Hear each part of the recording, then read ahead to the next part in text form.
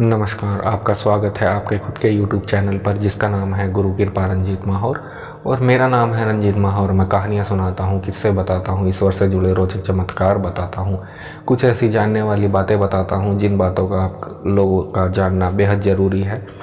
तो हिमांशु के परिवार से मेरी कैसे मुलाकात हुई, कैसे मैं उनसे मेरा संपर्क हुआ, तो इस वीडियो के माध्यम से मैं आप लोगों को भी बताऊँगा आज। यदि आप लोग के पास भी कोई ऐसी कहानी या कोई किस्सा है तो आप मुझसे शेयर कर सकते हैं। आप कमेंट में अपना नाम, अपनी जगह का नाम ज़रूर लिखें। और ये जो कहानी है, जो मैं कहानी के माध्यम से आप लोगों को बता रहा हूँ, ये एक सच्ची घटना है। इसे आप फेक चीज़ें या कोई घटना ना समझें बिल्कुल भी, क्योंकि ये सच्ची घटना है, क्योंकि इसका साक्षी स्वयं मैं हूँ। क्योंकि मैं इन चीज़ों को करता भी हूँ। मैंने जो विद्या सीखी है, अपनी छोटी सी विद्या के माध्यम से मैं लोगों का भला करता हूँ। ठीक है, यदि आपको भी कोई समस्या हो, आप लोगों किसी को भी, तो आप मुझसे कांटेक्ट कर सकते हैं। कमेंट में अपना नाम और अपनी जगह का नाम लिखकर मुझसे आप संपर्क कर सकते हैं। तो एक दिन मैं अपने घर पर था और रात को लगभग 11 बजे के आसपास हिमांशु के पापा का मेरे पास फ़ोन आता है। तो वो मेरे से कहते हैं कि जी उन्होंने अपना नाम बताया, जो कि मैं उनका नाम नहीं बता सकता।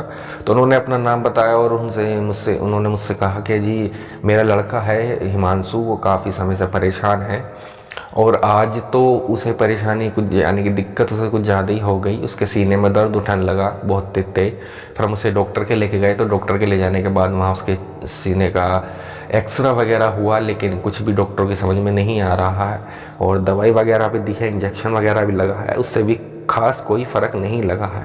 तो उन्होंने मुझसे कहा कि आप देखकर बता सकते हैं कि हमारे लड़के को क्या समस्या है। मैंने कहा ठीक है जी, मैं देखकर आपको बता देता हूँ। तो मैंने उनका नाम, हिमांशु के पापा का नाम, हिमांशु की मम्मी का नाम और हिमांशु की नानी का नाम उनसे लिया। क्योंकि भुजा, जिसे मैं भुजा कहता हूँ, जिसे हम लोग भुजा कहते हैं, जिसे भुजा आती है, तो भुजा लेना होता क्या है ये भी मैं आज आपको बता देता हूँ। भुजा लेना ये होता है कि हम जब किसी के बारे में देखते हैं तो हमें 3 शख्स के नाम की ज़रूरत पड़ती है।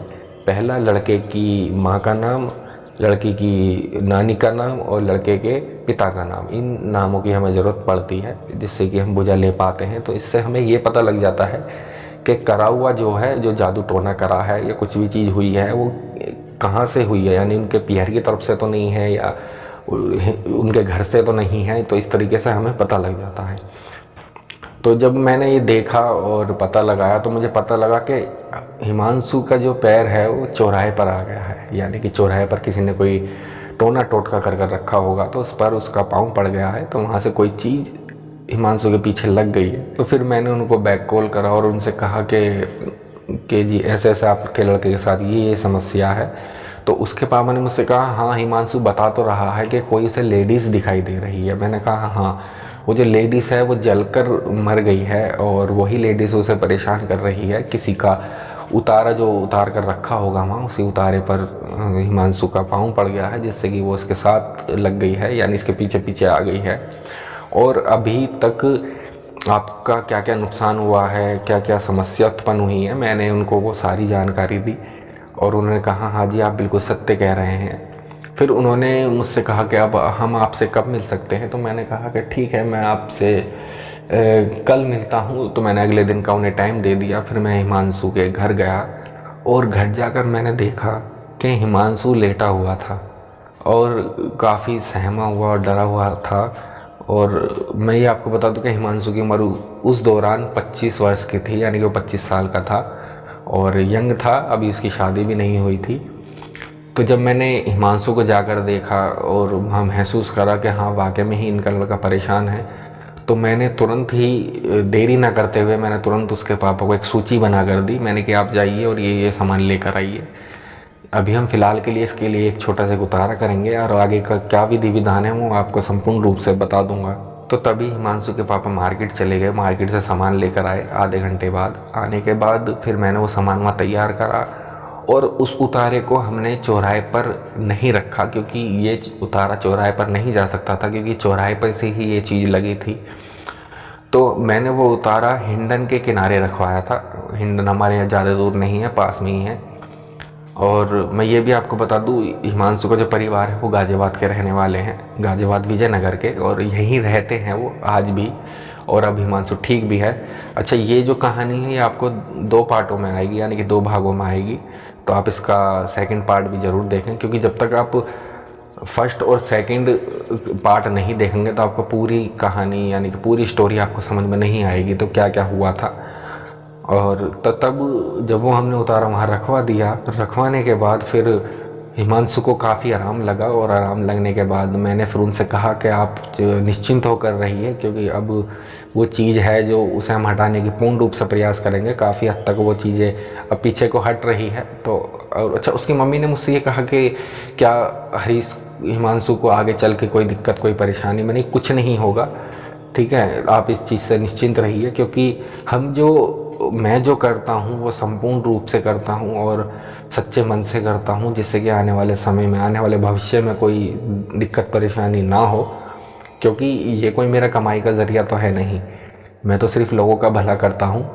हाँ, अगर कोई मुझे बाहर बुलाता है या कोई अपने घर आकर मुझसे क्रिया करवाता है तो देखिए उसकी का तो मैं चार्ज लेता हूँ, मैं स्पष्ट आपको बता देता हूँ, क्योंकि देखिए मैं भी किराया भाड़ा खर्च कर आता हूँ, तो ठीक है ना। तो इससे आप नेगेटिव बिल्कुल भी ना सोचें कि ये तो कमाई का ज़रिया है, तो कमाई का ज़रिया नहीं है। ये जो भी विद्या है ये मेरे गुरु के आशीर्वाद से मुझे मिली है, और इस विद्या का मैं सही उपयोग करना हूँ, कोई गलत उपयोग नहीं करता। तो जब ये सारी घटना घट गई और फिर मैंने उन्हें वो उपाय करवा दिया, करवाने के बाद मैं अपने घर आ गया। घर आने के बाद जब 2 दिन बीत गए तो हिमांशु की मम्मी का मेरे पास फ़ोन आता है। उन्होंने कहा जी कि हिमांशु को फिर से वही दिक्कत हो रही है। मैंने कहा ऐसा तो नहीं हो सकता, ये दिक्कत कैसे हो रही है, क्या समस्या हो गई? कि पता नहीं, हिमांशु जब से आया है फिर वही चीज़ें उसके साथ हो रही हैं। मैंने कहा आया है? मैंने कहा आपने इसे कहाँ भेज दिया था? उन्होंने कहा कि वो ड्यूटी चला गया था। मैंने कहा ये आपने गलती कर दी कि हिमांशु को आपको ड्यूटी नहीं भेजना था, क्योंकि अभी अभी हमने उस चीज़ को हटाया है और आपने तुरंत हिमांशु को ड्यूटी भेज दिया, तो वो फिर से उसके साथ वो चीज़ लग कर आ गई है। जबकि मैंने मना करा था उन लोगों से कि हिमांशु को 3 दिन तक घर से बाहर ना निकालें, घर पर ही रखें, लेकिन उनसे वो गलती हो गई। और उसके होने के बाद उन्होंने फिर मुझसे पूछा कि जी अब क्या करा जाए। मैंने कि अब तो समस्या ये है कि उस चीज़ को अब दोबारा हटाने के लिए अब हम उस भोग का प्रयोग नहीं कर सकते, क्योंकि वो समझ चुकी है कि इन्होंने पहला भोग कहाँ पहुँचाया है। तो अब इसका दूसरा भोग जो जाएगा उसका हम एक अलग से जगह का चयन करेंगे। तो फिर उन्होंने कहा चलिए ठीक है जी आप आ जाइए। तो फिर से मैं उनके घर गया। फिर मैंने एक सूची उन्हें बना कर दी। अब के थोड़ी सूची थोड़ी बड़ी हो गई थी, क्योंकि वो चीज़ समझ चुकी थी कि हम लोग क्या कर रहे हैं, और पूर्ण रूप से वो सतर्क हो गई थी। तो फिर उसके बाद हमने वो उतारा करा। फिर उस उतारे को मैंने अब के शमशान में पहुंचाया। तो शमशान में जब उस सामान को हमने पहुंचा दिया और फिर हम घर आ गए। घर आने के बाद मैंने उनसे कहा, हिमांशु से मैंने पूछा कि हिमांशु अब बताइए आपको कैसा लग रहा है। तो हिमांशु ने अपना अनुभव बताया कि मेरे साथ जो वो लेडीज़ थी वो काफ़ी समय से मुझे एक तरीके से टॉर्चर कर रही थी और तरह तरह के मेरे मन के अंदर परिवर्तन कर रही थी। कभी तो कहती थी कि आग लगा ले, कभी कह रही थी कि पटरी पे चल, ट्रेन पे लेटेंगे, ट्रेन की पटरी पर, और मतलब तरह तरह की उसके मनों के अंदर वो विचार उत्पन्न कर रही थी। तो मैंने कहा ये जो स्त्री है, जो भी लेडीज़ है, ये जो जलकर मर गई है, ये औरत काफ़ी विचित्र है। और सबसे बड़ी देखिए यहाँ सुनने वाली बात है, ये जो औरत थी जो जलकर मर गई थी, ये भी इन चीज़ों को जानती थी, यानी कि ये भी जादू टोना करती थी, लेकिन ये भला नहीं करती थी, ये किसी का बुरा करती थी। ठीक है, तो ये अब ऐसा कोई शख्स अगर कोई मरता है, कोई ऐसी क्रिया वगैरह जो करता है, इनको साणा बोलते हैं, साणा। ये साणे जो लोग होते हैं ये काफ़ी जिद्दी और बदतमीज़ होते हैं, ये चाहे आदमी हो या औरत हो। ठीक है, तो इसमें कोई ये नहीं है कि आदमी ही इन्हीं कामों करते हैं, औरत भी करती हैं, जो कि ऐसी तंत्र विद्याओं का कार्य करती हैं, जो कि ये चीज़ें नहीं करना चाहिए, क्योंकि ये चीज़ें गलत हैं, किसी का बुरा नहीं करना चाहिए। तो फिर जब हिमांशु ने मुझे अपनी सारी बातें बताई तो मैं समझ गया था और कि हिमांशु के साथ अब आगे क्या होने वाला है, क्योंकि ये जो लेडीज़ थी ये इस विद्या के बारे में जानती थी। ठीक है ना, तो अब इसके लिए मुझे और तकड़ी तैयारी करके चलना था, क्योंकि हिमांशु के साथ अब जो समस्या आगे घटने वाली थी वो बड़ी विचित्र घटनाएं थी। क्योंकि ये चीज़ जो है अब ये सुखाली से तो हटेगी नहीं, तो इसके लिए मुझे डबल मेहनत करनी पड़ेगी, ठीक है। और हिमांशु को मैंने ये समझा दिया था कि आपको क्या क्या चीज़ बाहर खानी है और क्या क्या नहीं खानी है। इस चीज़ के बारे में मैंने विस्तार रूप से उसके परिवार को भी समझा दिया था। तो हिमांशु के मम्मी पापा ने ये कहा था कि जी ये बाहर की चीज़ कुछ नहीं खाएगा, जो खाएगा घर की ही खाना खाएगा, बाहर के कोई भी चीज़ नहीं खाएगा। तो मैंने कहा चलिए ठीक है, तो फिर आगे का जो भी विधि विधान होगा, जो भी पूजा पाठ होगी, मैं आपको बता दूंगा और उसकी मैं सूची भी आप तक पहुंचा दूंगा, ठीक है ना। तो फिलहाल आप अब हिमांशु का आप ध्यान रखिएगा कि आप इसे बाहर 3 दिन तक नहीं जाने दीजिएगा, क्योंकि जो आपसे पहले गलती होगी वो दोबारा मत दोहराना। क्योंकि ये जो चीज़ है ना, मैं आपको बता दूं, ये एक तरीके से हमारे शरीर की महक ले लेती हैं, हमारे रक्त की महक ले लेती हैं, क्योंकि इन्हें एक आदत लग जाती है इस चीज़ की। एक होता ना चस्का, जैसे दारू पीने की आदत, सिगरेट पीने की आदत, गुटखा खाने की आदत, तो वो चीज़ें तो सुखाली से हटती नहीं है। तो ऐसे ही इन्हीं का हिसाब होता, इन चीज़ों का हिसाब होता है, ये भी सुखाली से हटती नहीं है। इनके लिए एक विशेष रूप से पूजा पाठ की जाती है, विशेष रूप की एक विद्या होती है, तो उस हिसाब से ही इन चीज़ों को हटाया जाता है।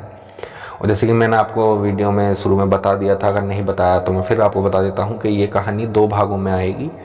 तो हिमांशु के साथ आगे और क्या घटने वाला था, क्या क्या घटना होने वाली थी, तो आप अगले भाग में ज़रूर देखें। कि जब तक आप शुरू से और एंड तक कहानी नहीं सुनोगे तब तक आपकी समझ में कुछ नहीं आएगा। और ये भी बात मैं आपको क्लियर कर दूँ, ये एक सच्ची घटना है। ये सच्ची घटना इस तरीके से है क्योंकि मैं इन चीज़ों को करता हूँ, मैं लोगों का भला करता हूँ, ठीक है। मैंने ये विद्या अपने गुरु के आशीर्वाद से हासिल की है और गुरु की असीम कृपा मेरे पर सदैव बनी रही है। और मैं भी यही चाहता हूँ कि वीडियो के माध्यम से आप लोगों तक मैं आप लोगों से जुड़ूं, आप लोगों की समस्या, यदि आपके साथ भी कोई ऐसी घटना हो या आपके आस पड़ोस में हो, आपकी जानकारी में हो, आपकी रिश्तेदारी में हो, तो आप मुझसे कांटेक्ट कर सकते हैं। आप मेरी पिछली वीडियो में जाकर देख सकते हैं, डिस्क्रिप्शन में मैंने अपना व्हाट्सअप नंबर दिया है। और यदि आपको नहीं मिल पा रहा है तो आप कमेंट में अपना नाम और अपनी जगह का नाम लिख कर भेज सकते हैं, और जिससे कि मैं आपसे कॉन्टैक्ट कर पाऊँ। तो आप अपना नंबर भी उसमें ज़रूर डालें, मोबाइल नंबर, जिससे कि जिसके थ्रू मैं कांटेक्ट आप लोगों से कर पाऊँ यदि आपके साथ कोई ऐसी समस्या है तो। क्योंकि देखिए ऐसा होता है, जब तक आप लोग मेरी बातें नहीं सुनोगे, नहीं समझोगे, क्योंकि सुनना और समझने में फ़र्क होता है। एक तो होता है सुनना कि कहानी के तरीके सुन लिया कि चलो ये तो कहानी है, लेकिन एक होता है समझना। इन चीज़ों में क्या क्या बारीकियां हैं मैं संपूर्ण रूप से आपको बताऊंगा, क्योंकि इतनी बारीक जानकारी आपको कोई नहीं दे पाएगा, क्योंकि हर कोई यही चाहता है कि सामने वाले को ना पता चले। क्योंकि संपूर्ण रूप से अगर आप लोगों को जानकारी दे दी गई तो आप लोग उनके झांसे में कैसे आएंगे, फिर आप उनको पैसा कैसे दे पाएंगे। तो इस तरीके से मेरे यूट्यूब पर आने का भी यही एक माध्यम है, जिससे कि लोगों का मैं भला कर सकूं, ठीक है। ऐसा नहीं है कि मैंने काफ़ी लोगों का भला नहीं किया, काफ़ी लोगों का भला करा भी है और आगे भी करता रहूँगा, अगर आप लोगों का प्यार मेरे साथ बना रहा। क्योंकि आप लोगों के कमेंट नहीं आ पा रहे हैं और ना ही आप वीडियो को शेयर भी नहीं कर रहे हैं, ना ही आप ज़्यादा देख रहे हैं। यानी कि वीडियो में मैंने काफ़ी वीडियो में देखा है जाकर, और उसमें आपका प्यार बहुत कम आ रहा है। सब्सक्राइब भी ज़्यादा लोग नहीं कर पा रहे हैं, क्योंकि एक नॉर्मल सी एक मेरी आवाज़ है, ठीक है। मैं कोई एडिटिंग वगैरह नहीं करता, तो इसलिए शायद आपको समझ में नहीं आ रहा या आपको कोई रुचि नहीं आ रही। क्योंकि जब तक आपको कोई यानी आप तक पहुंचने के लिए, आपको समझने के लिए मुझे कुछ ऐसा करना पड़े। देखिए मेरे को कोई इन चीज़ों की कोई एक वो नहीं है कि आप लोग समझें या ना समझें, ठीक है। मेरा माध्यम ये है कि मैं लोगों का भला कर सकूं।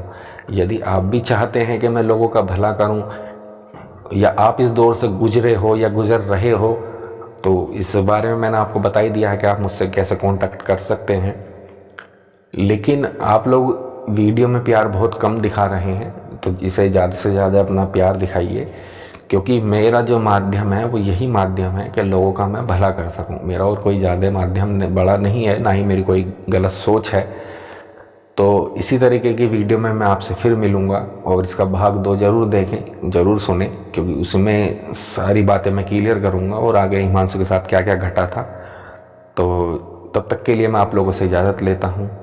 नमस्कार। हर हर महादेव, घर घर महादेव, हर हर शंभु। जय श्री बालाजी महाराज।